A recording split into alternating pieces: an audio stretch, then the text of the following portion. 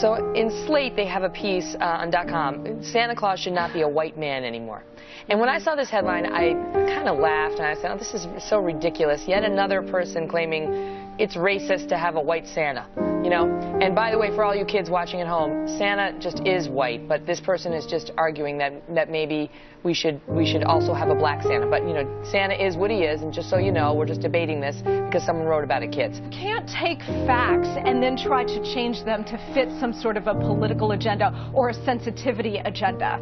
Here, we're electing to look at opinions of the members of the unmarked norm racially, to see how they feel about race and whether they feel that it's a relevant thing or a thing that's worth engaging. Because to achieve any sort of change in the media today, we feel that you have to have a social change underlying that, as the media tends to reflect social norms already. You can see that in the fact that in this previous segment, the Fox News anchors are entirely white and not really taking seriously any alternative paradigm.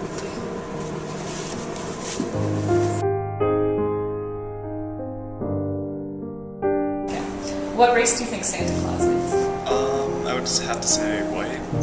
I'd say I think Santa's probably white. I've never really thought about that. A guy with a white beard, so probably Caucasian. Santa can be any race that we depict him as. Until I moved to Harlem, New York when I was 10, and I saw a lot of African American Santas, which I thought was cool because I hadn't really thought about that before.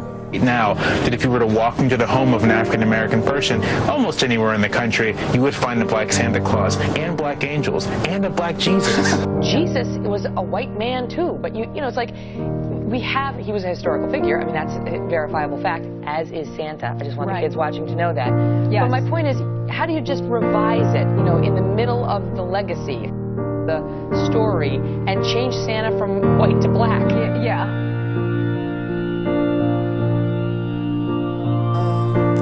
I'd say Middle Eastern. Jewish would probably be like light brown. He probably was darker. He probably wasn't white. Since we have historical evidence to suggest that Jesus was from the Middle East, I believe that Jesus is probably Middle Eastern Arabic.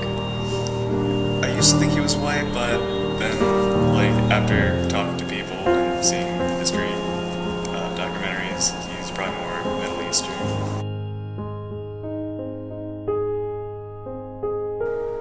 Do you think your view of race is influenced by the media?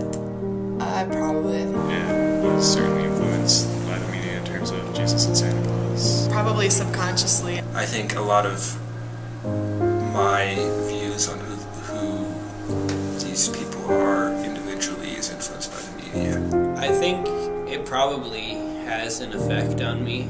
I can't say exactly what that effect is. And you realize if you were a young kid and you were African American and your Santa Claus was white, it would affect you when you went to school. Maybe you wouldn't feel that you were part of that tradition. Now, she suggests that a penguin should be Santa. Okay, and that's where she goes off the rails. Well, I think that's kind of interesting, though, to have an animal, which is something that kids love, sort of brings that cartoonish component into it. And I think that makes all kids kind of feel welcome in the process. So I see where she was going with that.